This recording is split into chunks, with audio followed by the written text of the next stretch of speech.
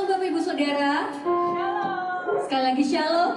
Puji Tuhan, saya melihat wajah-wajah yang luar biasa di rumah. Amin. Semuanya bersuka cita. Kita memasuki dimensi yang baru. Kita memasuki sukacita yang baru. Saya ingin percaya bahwa Allah di atas segala Allah senantiasa menyertai saudara dan saya. Mari saat ini saya undang semuanya kita untuk bangkit berdiri. Bapak Ibu yang ada di rumah, kita bangkit berdiri bersama-sama. Kita berdoa. Kami mengucap syukur, kami punya Allah yang hidup, kami punya Allah yang dahsyat dan luar biasa. Dan saat ini Tuhan, kami mengawali minggu kami bersama-sama dengan Engkau. Engkau yang berdaulat penuh atas kehidupan kami. Sukacitamu mengalir, damai sejahtera-Mu mengalir. Engkau yang mengawali ibadah kami dari awal sampai dengan akhir, hanya di dalam nama Tuhan Yesus Kristus. Semua yang siap memuji Tuhan, sama-sama katakan amin. Puji Tuhan, berikan sorak-sorai yang mulia buat Tuhan kita. Haleluya. Tuhan Yesus, Engkau Allah yang baik. Amin. Terima kasih buat semua kebaikan-Mu Tuhan. Kami mengucap syukur. Ada kesukaan, kasih setiamu Tuhan, selalu baru dapat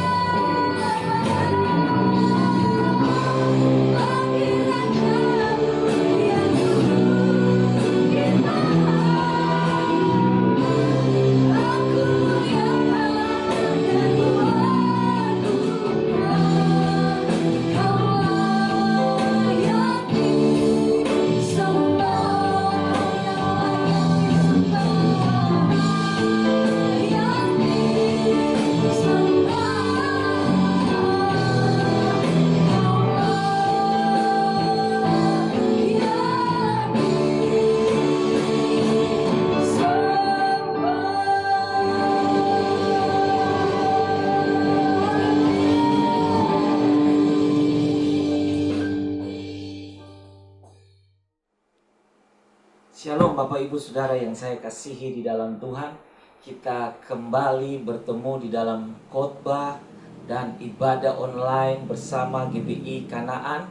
Dan saya percaya saudara-saudara jemaat Tuhan yang mengikuti ibadah ini secara online melalui Facebook dan YouTube, bahkan semua saudara-saudara seiman, sahabat-sahabat Kanaan yang seringkali menjadi sahabat untuk mengikuti ibadah raya GBI Kanaan melalui online ini. Saya percaya bahwa kita semua ada di dalam kasih, di dalam pemeliharaan, dalam cinta Tuhan bagi kehidupan kita bersama-sama. Jangan khawatir bahwa penyertaan Tuhan selalu ya dan pasti dalam hidup kita.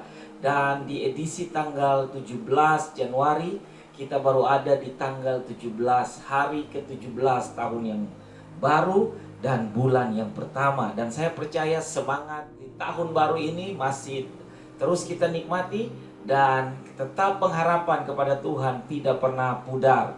Mari kita berdoa sebelum kita mendengar firman Tuhan. Saya ajak kita semua buka hati kita, karena Tuhan tidak akan bisa buka hati saudara kalau saudara tidak buka hati saudara. Maka Tuhan tetap tinggal di depan pintu itu. Buka hatimu, karena Tuhan sedang mengetuk pintu hatimu. Buka dan kamu akan mengalami semua berkat Tuhan. Ya Aba, ya Bapa, kami percaya bahwa kuasa kebenaran firman-Mu sampai dengan hari ini tetap ya dan amin. Firman-Mu terbukti, firman-Mu yang melepaskan kami dari semua jerat dosa, firman-Mu yang mengambil kami dari semua keadaan berdosa kami. Dan waktu kami menyerahkan diri kepada Tuhan, maka hidup kami ada di dalam terang kasih Tuhan. Kami yang dulu jauh sekarang dibuat dekat, karena kami meresponi semua apa yang Alkitab katakan kepada kami. Dan aku berdoa kepada setiap umat-Mu, Bapa, hari ini adalah hari di mana Tuhan menyingkapkan kebenaran itu kepada kami, sehingga kami bukan menjadi anak-anak yang gampangan, kami bukan menjadi anak-anak yang biasa-biasa saja, tapi hari demi hari kami berpacu setiap hari dalam keadaan hidup dipimpin dan dibenarkan oleh Tuhan, dan hidup bertumbuh di dalam Tuhan, mengalami Tuhan dan mengalami kasih Tuhan dalam hidup kami. Terima kasih Bapa, firman-Mu menguduskan, firman-Mu membenarkan, firman-Mu berkuasa memulihkan, firman-Mu menyembuhkan, dan firman-Mu akan melepaskan kami dan membawa kami dalam pengharapan. Masa depan sungguh ada di dalam Tuhan melalui kebenaran firman yang akan kami dengar. Segala macam intimidasi kuasa jahat bersatu hati aku tolak, patahkan di dalam nama Yesus. Segala roh-roh yang iblis coba taruh, malas, acuh tak acuh, dan hidup semau gue, aku berdoa di dalam nama Yesus, dipatahkan kuasa itu. Dan berikan hati yang lembut, berikan hati yang dengar-dengaran, berikan hati yang mau diatur dan dipimpin oleh Tuhan. Terima kasih Bapa, urapi hamba-Mu yang berkata-kata, singkapkan kebenaran dan isi hatimu, taruh hikmat Allah selama firman Allah ini diberitakan.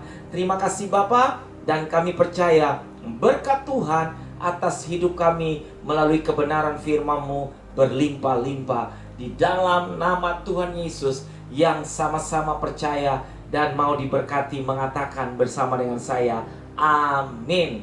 Bapak Ibu yang saya kasihi di dalam Tuhan, di awal tahun memasuki tahun yang baru 2021, Tuhan memberikan satu kesan di dalam hati saya untuk memberitakan kepada semua umat Tuhan di gereja GBI Kanaan. Tahun ini adalah tahun pemurnian. Tahun kita semua dimurnikan oleh Tuhan. Tidak pandang bulu siapa saudara, dari mana asal saudara, berapa lama saudara sudah menjadi orang Kristen, saya seperti apa, pelayanan saya bagaimana. Yang jelas kita semua harus terus dimurnikan oleh Tuhan. Karena kedatangan Tuhan tidak lama lagi. Tuhan sedang mencari orang-orang yang siap dibawa pulang ke sorga dalam keadaan hati dan manusia roh yang dimurnikan oleh Tuhan. Baik Bapak Ibu Saudara yang saya kasihi di dalam Tuhan, mari saya ajak kita sama-sama buka di dalam Alkitab kita, Roma pasal yang ke-8. Alkitab kita buka sama-sama, handphone kita yang ada Bible di situ.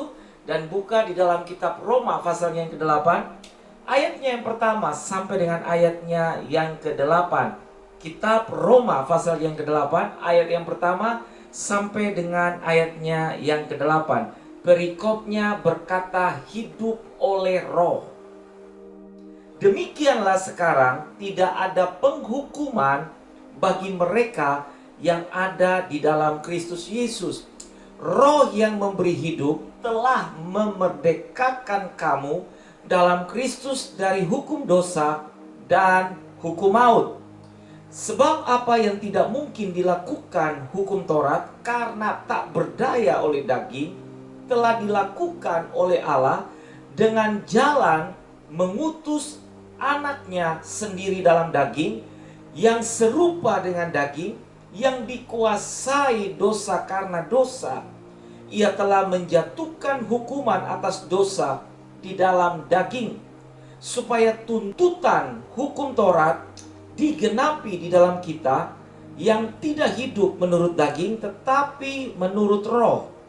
Ayat yang kelima, sebab mereka yang hidup menurut daging memikirkan hal-hal yang dari daging, dan mereka yang hidup menurut roh memikirkan hal-hal yang dari roh. Karena keinginan daging adalah maut, tetapi keinginan roh adalah hidup dalam damai sejahtera. Sebab keinginan daging adalah perseteruan terhadap Allah, karena ia tidak takluk kepada hukum Allah. Hal ini memang tidak mungkin baginya. Ayat yang ke-8 terakhir. Masih ada ayat yang lain, tapi saya tutup dengan ayat yang ke-8 saja. Mereka yang hidup dalam daging tidak mungkin berkenan kepada Allah.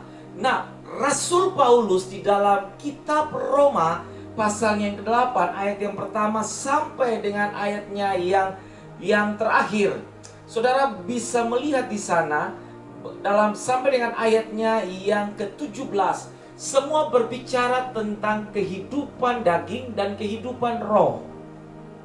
Nah, rupa-rupanya di dalam kehidupan kita ada dua manusia yang sering kali kelihatan. Manusia roh dan manusia daging. Manusia roh dan manusia daging. Setiap hari dua manusia ini akan terus mengambil tempat di dalam hidup kita. Tergantung bagaimana kita memberi respon dan memberi makan kepada dua manusia ini. Rasul Paulus mengatakan di dalam ayat yang pertama bahwa demikianlah sekarang tidak ada lagi penghukuman bagi mereka yang ada di dalam Kristus. Saudara dan saya yang meresponi Tuhan, yang percaya kepada Tuhan, dan yang menerima Kristus sebagai Tuhan dan Juru Selamat, otomatis kita hidup dipimpin oleh Tuhan. Sehingga Alkitab mengatakan bahwa tidak ada lagi penghukuman bagi mereka yang hidup di dalam Kristus. Roh yang memberi hidup dalam ayat yang kedua telah memerdekakan kamu dalam Kristus dari hukum dosa dan hukum maut. Jadi ketika kita menyerahkan hidup kita kepada Tuhan, secara otomatis hidup kita dibaharui. Kristus menempati hati kita, daging sama sekali tidak ada kuasanya.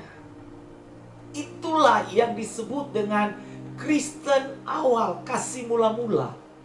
Pada saat kita meresponi Tuhan, menggebu-gebu hati kita untuk mencari Tuhan, lapar dan haus, ingin bersekutu dengan Tuhan. Tapi di dalam perjalanan berikutnya, ketika kita tidak membiasakan diri kita terus dipimpin, dikuasai oleh Tuhan, maka ada kecenderungan daging manusia lama akan terus bergejolak ingin menunjukkan siapa dirinya yang pernah menemani kita.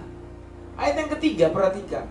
Sebab apa yang tidak mungkin dilakukan hukum Taurat karena tak berdaya oleh daging, telah dilakukan oleh Allah dengan jalan mengutus anaknya sendiri dalam daging, yang serupa dengan daging, yang dikuasai dosa karena dosa. Ia telah menjatuhkan hukuman atas dosa di dalam daging. Ayat yang keempat, supaya tuntutan hukum Taurat digenapi di dalam kita, yang tidak hidup menurut daging tapi menurut roh. Jadi pola hukum Taurat adalah orang melakukan segala upacara, tradisi, orang melakukan semua Taurat dengan rapinya supaya menarik perhatian Tuhan kepada apa yang dia lakukan. Jadi orang melakukan satu ritual Taurat supaya mereka mencoba untuk berkenan kepada Allah.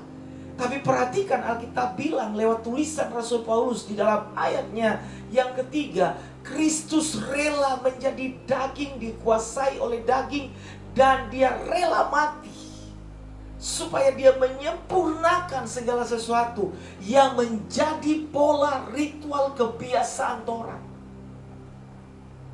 Sehingga daging itu tidak lagi berkuasa atas kita. Ayat yang kelima, perhatikan.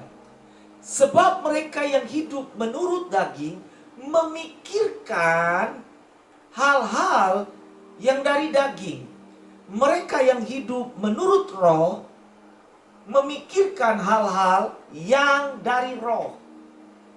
Jadi di dalam perjalanan hidup kita setiap hari, di dalam mengiring Kristus, bergejolak dua manusia ini. Manusia daging memikirkan hal-hal yang produknya adalah daging. Manusia roh memikirkan hal-hal yang menjadi produk roh dari sorga. Semua yang dari sorga dia pikirkan. Nah, mari saudara-saudara, saya mau ajak saudara melihat di dalam kitab Galatia. Kitab Galatia pasalnya yang kelima. Kitab Galatia pasalnya yang kelima, ayat yang ke-19 sampai dengan ayat yang ke-21. Inilah aktivitas dari daging. Kitab Galatia pasal yang kelima, ayat yang ke-19 sampai 21. Perbuatan daging telah nyata, yaitu percabulan, kecemaran, hawa nafsu, penyembahan berhala, sihir, perseteruan, perselisihan, iri hati, amarah, kepentingan diri sendiri, percideraan, roh pemecah, kedengkian, kemabukan, pesta pora, dan sebagainya. Terhadap semuanya itu, kuperingatkan kamu, supaya kamu seperti yang telah kubuat dahulu, bahwa barang siapa melakukan hal-hal yang demikian, ia tidak mendapat bagian dalam kerajaan sorga, dalam kerajaan Allah. Jadi kalau saudara melihat di dalam cerita yang Rasul Paulus sedang paparkan tentang hiduplah di dalam roh, jangan di dalam daging, berarti aktivitas orang yang hidup dalam daging, pikirannya syarat dengan semua perbuatan daging. Pesta pora, kemabukan, kedengkian, dendam, iri hati, permusuhan, semuanya itu produk dari daging. Apakah orang yang hidup dalam daging bisa ke gereja? Bisa. Dia bisa duduk dengan firman Allah? Bisa. Tapi apakah aktivitas daging akan berhenti? Belum tentu. Kecuali dia menyerahkan dagingnya, dia menyerahkan kebiasaan-kebiasaan dagingnya untuk ditaklukkan oleh Tuhan. Dalam penyerahan diri total kepada Tuhan, hidup dipimpin oleh kuasa Tuhan, maka daging tidak berkuasa untuk mengambil tempat. Apakah orang yang hidup dalam kedagingan dia bisa berdoa? Bisa. Tapi dia, apakah juga orang yang hidup dalam kedagingan dia bisa menyembah Tuhan? Bisa, tapi dia tidak merdeka di dalam roh. Kenapa? Karena kuasa daging masih kuat bergejolak menguasai dia, sehingga tidak ada ruang sangat kecil bagi roh itu untuk bertumbuh dalam hidupnya. Kenapa? Karena dia memberi makan setiap hari untuk aktivitas daging berkuasa, bertumbuh dengan cepat, sehingga roh itu ketekan. Bapak Ibu yang saya kasihi di dalam Tuhan, dalam firman Tuhan ini melalui kuasa firman Tuhan yang Paulus katakan, kualitas manusia roh dan manusia daging nyata di dalam kitab Roma pasal yang ke-8. Allah memberikan keterangan yang sangat jelas melalui kebenaran firman Tuhan, bagaimana peranan daging dan roh itu. Orang yang hidup di dalam roh, dia dipimpin oleh roh. Dia memikirkan hal-hal yang menjadi produk Roh Kudus. Sehingga kebiasaan-kebiasaan baru, hidup dalam ketaatan, kasih, kesetiaan, hidup menurut Tuhan, gampang ditegur, gampang diatur, suka mau aturan yang baik dari firman Tuhan. Manusia daging memikirkan hal-hal yang dari daging. Apa saja yang dipikirkan oleh manusia daging nyata di dalam kitab Galatia pasal yang ke-5, ayatnya yang ke-19 sampai dengan ayat yang ke-21. Percabulan, kecemaran. Orang yang pikirannya cabul dan cemar pikirannya, dia senang untuk memelihara. Kebiasaan daging suka memelihara hal-hal yang sifatnya cabul, yang sifatnya cemar, yang sifatnya pornografi. Apakah orang seperti ini bisa ada di gereja? Bisa. Tapi apakah dia rela mau dipimpin oleh roh? Boleh, yang penting dia menyerahkan aktivitas dagingnya. Tuhan, ini yang masih bergejolak. Tuhan, ini yang masih menguasai. Saya menyerahkan pikiran seperti ini buat Tuhan. Dan saya rela dipimpin oleh Roh Kudus dalam ketaatan. Hawa nafsu, percabulan, kecemaran, hawa nafsu menjadi satu paket. Tidak bisa dilepas-pisahkan. Orang yang pikirannya cabul, otomatis dia hidupnya cemar. Otomatis dia dikuasai oleh nafsu. Kalau nafsu makan bagus. Tapi nafsunya di dalam hal ini yang dikatakan di dalam kitab Galatia pasal yang ke-5, ayat yang ke-19, nafsu bejat. Yang berikut, hal-hal yang dari daging, penyembahan berhala. Berhala adalah sistem nilai yang kita bangun dalam hidup kita. Semua yang kita bangun dalam hidup kita melebihi Tuhan, berarti itu adalah berhala yang kita bangun. Berhala bisa semua datang dari suami, dari istri, bisa juga dari benda-benda yang kita sayangi, bisa juga dari hal-hal atau semua yang kita suka, hobi pun bisa jadi berhala. Segala sesuatu yang posisinya diagungkan, diutamakan lebih daripada Tuhan dalam hidup kita, itu adalah sistem nilai yang saudara bangun.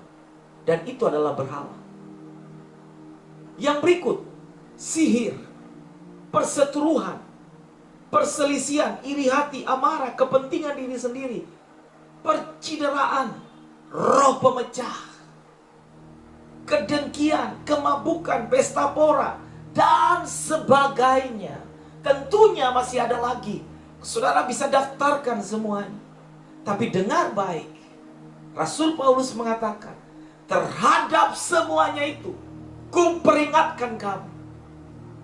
Artinya apa, Bapak Ibu Saudara? Aktivitas daging tidak boleh ada lagi dalam hidup orang benar waktu dia dipimpin dan dikuasai oleh Tuhan. Sehingga daging tidak punya kuasa. Daging mati rasa di dalam hidup. Sehingga hidupnya betul-betul mengalami kemenangan di dalam hidup. Bapak Ibu yang saya kasihi di dalam Tuhan, orang yang hidup dalam daging terjadi perseteruan dengan Tuhan. Dia beribadah, dia menangis, tapi itu hanya bagian dari perasaannya yang disentuh. Tetapi aktivitas daging dia masih terus melakukan. Dia tobat hari ini, lusa kumat lagi. Mari kita sama-sama mau melihat kebenaran firman Tuhan. Aktivitas manusia roh tentu juga ada dalam kitab Galatia pasal yang ke-5 ayat yang ke-22. Aktivitas manusia roh. Tetapi buah roh, orang yang hidup dipimpin oleh roh, dikuasai, dan hasilnya adalah buah-buah kebenaran atau buah roh. Buah roh dari produk manusia roh yang dihasilkan oleh Roh Kudus mengerjakan satu, kasih, Yang kedua, sukacita. Yang ketiga, damai sejahtera. Yang keempat, kesabaran. Yang kelima, kemurahan. Yang keenam, kebaikan, kesetiaan, kelemah lembutan, penguasaan diri. Nah, ini aktivitas-aktivitas daripada manusia roh yang hidupnya dipimpin oleh Roh Kudus, yang menghasilkan semua kebiasaan-kebiasaan baru dari Tuhan. Kasih, sukacita, damai sejahtera, kesabaran, kemurahan, kebaikan, kesetiaan, kelemah lembutan. Apakah orang yang hidup dalam daging bisa melakukan ini? Bisa, tapi tidak lama, capek orangnya. Karena itu bukan bagiannya. Dia harus menanggalkan dulu yang manusia dagingnya dan mengenakan manusia baru yang dipimpin oleh Roh, sehingga terjadi polarisasi kehidupan baru yang dipimpin oleh Roh Kudus dengan kebiasaan baru, sehingga tidak lagi dia melakukan karena terpaksa harus lakukan, tapi dia melakukan aktivitas manusia roh karena betul-betul dia dipimpin di dalam pekerjaan Roh Kudus. Ini yang Paulus maksudkan. Ayat yang ke-23. Kelemah lembutan itu bagian daripada manusia roh. Penguasaan diri. Tidak ada hukum yang menentang hal-hal ini. Dengar baik. Waktu kita dipimpin oleh Roh Kudus, hidup di dalam manusia roh yang baik, teratur, tertib seperti apa yang Tuhan mau. Alkitab bilang tidak ada hukum yang bisa menentangnya. Karena ini semua hasil dari produk surga melalui kebenaran firman. Ayat yang ke-24 dari kitab Galatia pasal yang kelima. Barang siapa menjadi milik Kristus, ia telah menyalibkan daging dengan segala hawa nafsu dan keinginannya. Jadi ketika saudara betul-betul menerima Kristus, saudara harusnya dengan saya tidak lagi mengizinkan hidup kita, hati kita ditumpuki oleh semua aktivitas daging. Terserah orang mau bilang saudara kuno ke, kelebihan rohani ke, masa bodoh dengan mereka. Saya mau kasih tahu, akhir dari semua perjalanan hidup kita, yang menilai dan menentukan adalah Tuhan. Sehingga Alkitab mengatakan, ketika dia datang, sangkakala Allah berbunyi. Dan ketika Tuhan datang, dia ingin menjumpai kita dalam keadaan benar. Orang yang didapati dalam keadaan benar bukan hidup dalam daging. Karena aktivitas daging itu semua tidak benar. Siapa yang mau bantah saya di sini? Perbuatan daging, percabulan, apakah itu benar? Kecemaran, apakah itu benar? Hawa nafsu, apakah itu benar?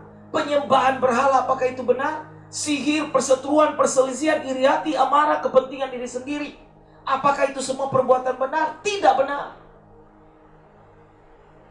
Ketika kita hidup dipimpin oleh Roh, maka firman Allah bilang tidak ada hukum yang menentang itu semua. Barang siapa menjadi milik Kristus, ia telah menyalibkan daging. Kata telah berarti bukan nanti, tapi sudah menyalibkan daging. Dan ketika kita menerima Kristus menyalibkan daging kita, kita membiasakan kembali hidup, dipimpin dan hidup diatur dan teratur dalam Tuhan. Tidak lagi menjadi orang Kristen yang suam-suam kuku. Tidak lagi menjadi orang Kristen yang pintar bersandiwara dengan Tuhan. Tidak lagi menjadi orang-orang Kristen yang hidup seenaknya saudara sendiri dengan saya. Tapi kita benar-benar hidup mau diatur oleh Tuhan. Sehingga tidak ada Kristen munafik di dalam gereja. Gereja banyak dengan orang-orang yang munafik. Tuhan tidak mencari seperti itu. Tuhan mencari orang-orang yang siap dimurnikan. Ayat yang ke-24 melanjutkannya. Ia telah menyalibkan daging dengan segala hawa nafsunya dan keinginannya. Jikalau kita hidup oleh Roh, baiklah hidup kita juga dipimpin oleh Roh. Persoalannya di sini adalah Tuhan memberikan free will kepada saudara dan saya. Free will itu yang kita akan pakai dan pergunakan. Kita mau dipimpin atau tidak, itu free will di tangan kita. Banyak dari kita yang memakai free will dengan hidup, dengan kepribadian ganda. Hidup roh, hidup daging. Setengah roh, setengah daging. Dan yang tadi saya mengatakan, apakah mereka ada dalam gereja? Ada. Bisa menyembah, bisa, tapi tidak menikmati. Hanya nangis karena lagu itu menyentuh, tapi bukan bekerja sampai kepada rohnya. Sebatas pikirannya, oh iya saya sedih karena saya punya keadaan. Tapi ketika orang yang dipimpin oleh Roh Kudus, waktu dia menyembah Allah dalam roh dan bukan dalam kemunafikan, tapi dalam kebenaran, maka Roh Kudus itu menembus hatinya dan berbicara terhadap pujian yang dia nyanyikan dan mengubah hidupnya. Sehingga terjadi peningkatan-peningkatan dalam hidupnya setiap hari. Jadi kalau saudara mengatakan hidup saudara sudah 20 tahun ikut Tuhan dan saudara mengatakan saya seperti ini saja, saya masih belum benar, saudara yang memilih untuk menjadi orang yang tidak hidup tidak benar. Harusnya saudara sudah harus menjadi orang benar. Bukan saudara mengatakan bahwa ya seperti ini saja Pak, ya maklumi saja Pak. Tidak ada. Firman Allah tidak mau memaklumi orang-orang seperti itu. Pilih, saudara mau hidup benar atau tidak benar. Keputusan di tangan saudara. Mari Bapak Ibu yang saya kasihi di dalam Tuhan, mungkin firman Allah ini keras, tapi itu juga untuk baik untuk saya secara pribadi. Perbuatan daging adalah permusuhan dengan Allah.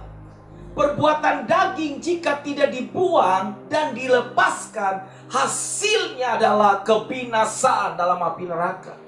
Itu sebabnya Alkitab mengatakan dalam kitab Galatia pasal yang kelima, semua orang yang hidup dalam daging tidak mendapat bagian di dalam kerajaan Allah. Mungkin saudara dapat bagian dalam kerajaan dunia, menyenangkan dunia dengan semuanya. Tapi saudara dan saya tidak punya tempat dalam kerajaan Allah. Karena kerajaan Allah berbicara tentang kebenaran Allah. Dan orang-orang yang dibawa pulang dalam kerajaan Allah adalah orang-orang yang hidup benar semasa di bumi. Bukan nanti di sorga baru benar. Semasa di bumi dia hidup harus teratur dan benar. Karena dia akan dilatih di bumi ini dalam kebenaran. Dan dia dibawa pulang dalam kebenaran yang sebenarnya.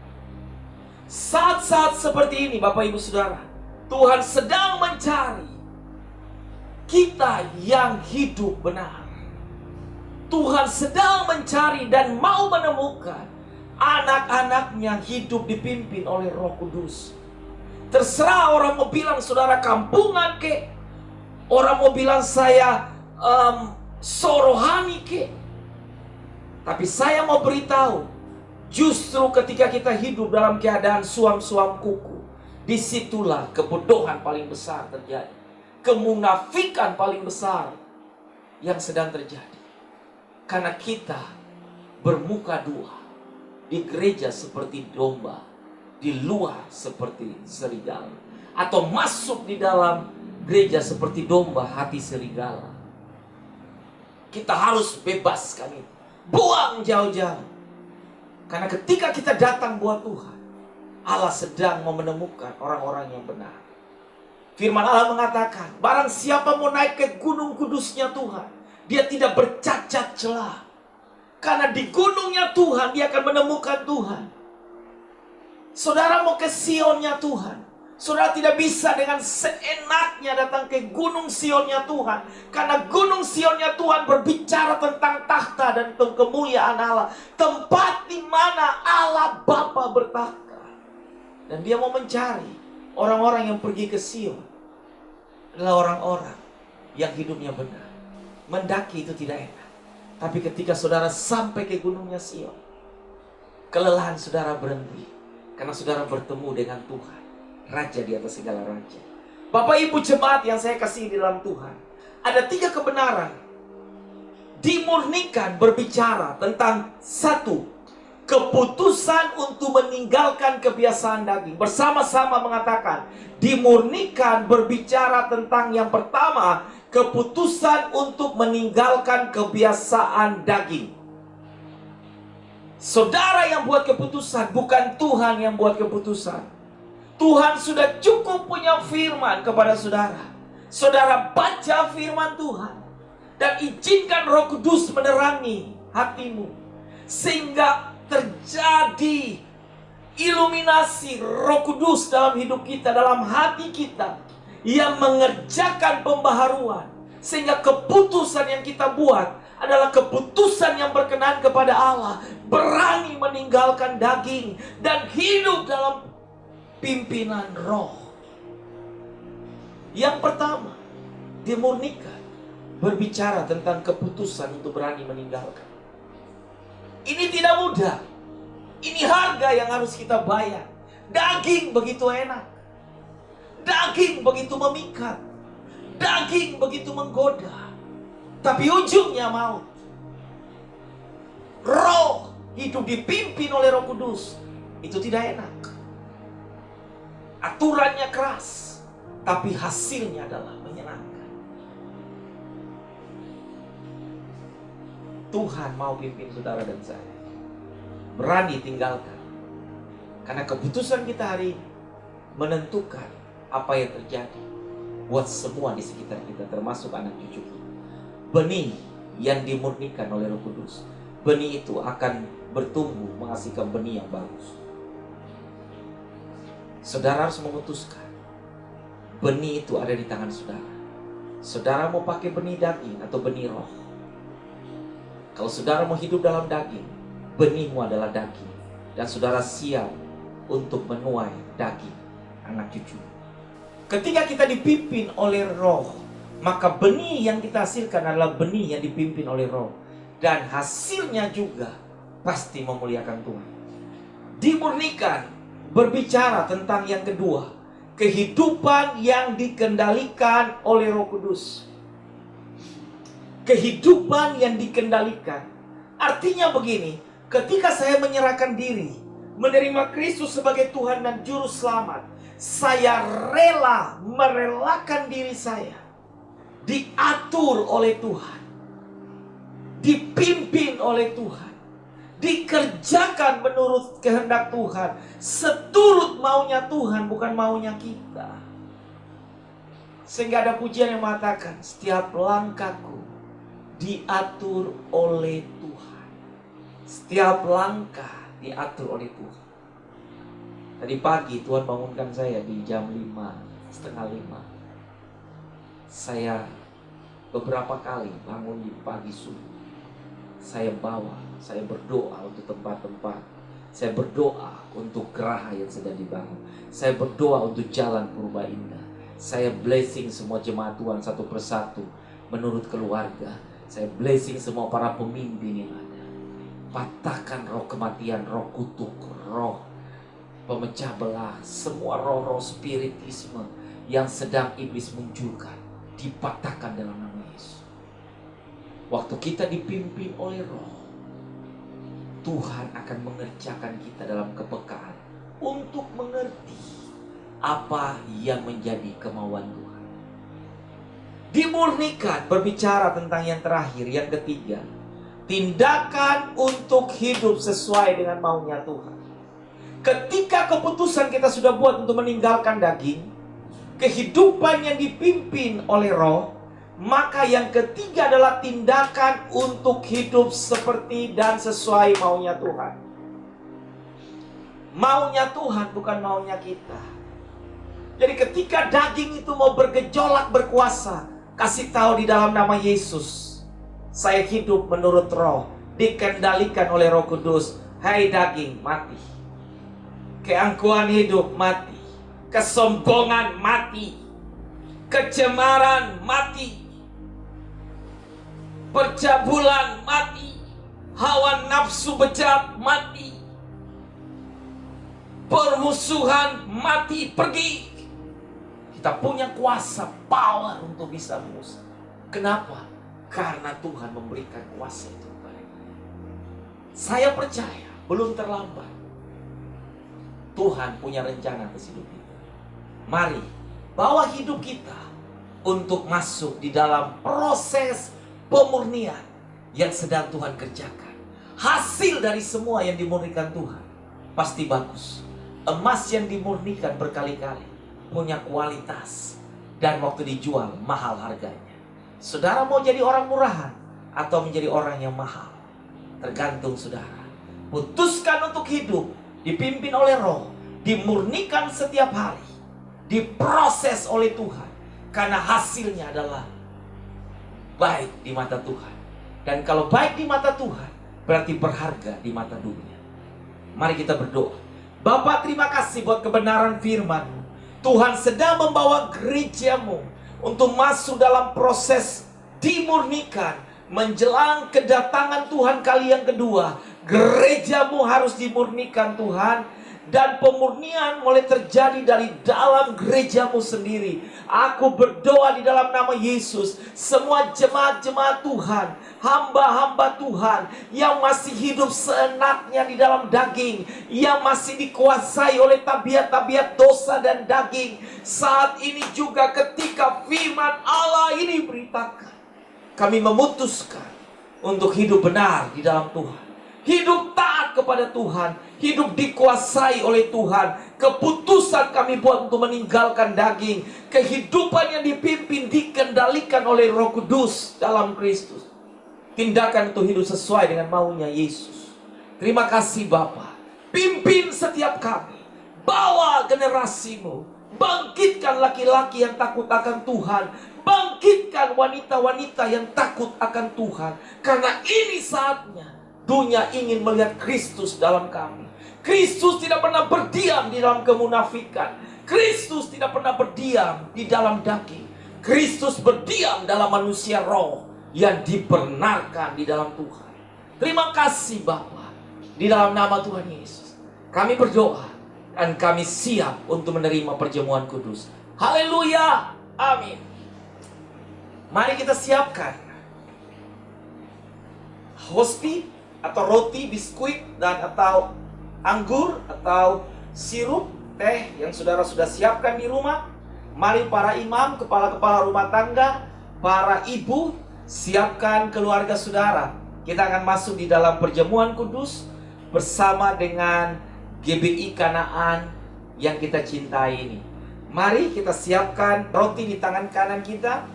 Dan kalau ada hosti, saudara perhatikan, Tuhan buat konfirmasi dengan firman Allah yang dalam hosti ini. Kadang-kadang Tuhan bisa bicara di dalam tulisan ini buat saudara. Dan ini sedang Tuhan paparkan buat kita untuk mengembalikan kita di dalam destiny-nya Tuhan. Mari kita angkat roti di tangan kanan kita dan kita angkat setinggi-tingginya. Terima kasih Tuhan Yesus yang hebat. Terima kasih buat Tuhan Yesus yang menyelesaikan semua di kayu salib. Terima kasih karena Engkau memberikan nyawa-Mu bagi kami. Engkau menebus kami dengan darah-Mu yang mahal. Dan kami menjadi orang-orang yang beruntung di dalam Tuhan. Roti yang ada di tangan kami ini, kami mengimaninya sebagai dagingnya Kristus, tubuh Kristus yang dihancurkan bagi kami. Pada malam waktu Yesus diserahkan, Ia mengambil roti, Ia mengucap syukur atasnya, Ia memecah-mecahkannya dan berkata, inilah tubuhku yang diserahkan bagi kamu. Perbuatlah ini menjadi peringatan akan aku. Roti yang ada di tangan kami, kami mengimaninya sebagai tubuh Kristus. Di dalam persekutuannya kami menjadi sembuh, kami dipulihkan, kami menjadi orang-orang yang merdeka di dalam Tuhan. Apakah saudara yakin roti yang adalah tubuh Kristus yang dihancurkan bagi saudara dan saya berkuasa untuk menyembuhkan, memulihkan, dan membawa saudara untuk hidup dalam kepastian dan kebenaran? Dengan keyakinan kita makan bersama-sama dengan pengucapan syukur di dalam nama Tuhan Yesus. Mari kita makan bersama-sama.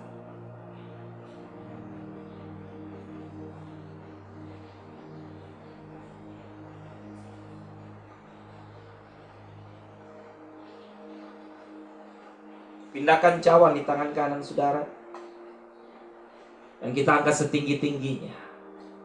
Anggur ini Kita percaya dan kita yakini sebagai darahnya Kristus yang tercurah bagi kita, membenarkan, menguduskan, menebus kita, dan menjadikan kita ciptaan Allah yang baru. Demikian sesudah makan, ia mengambil cawan lalu berkata, inilah darahku, darah perjanjian baru yang aku tumpahkan bagi kamu. Perbuatlah ini menjadi peringatan akan aku setiap kali kamu meminumnya. Apakah saudara yakin anggur yang adalah darah Kristus yang tercurah bagi saudara berkuasa menebus, menyucikan, membenarkan, dan menjadikan saudara ciptaan Allah yang baru? Dengan iman dan keyakinan kita minum darah Kristus, dan kita percaya bahwa kita menjadi umat ketebusannya. Mari kita minum bersama-sama dengan pengucapan syukur di dalam nama Tuhan Yesus.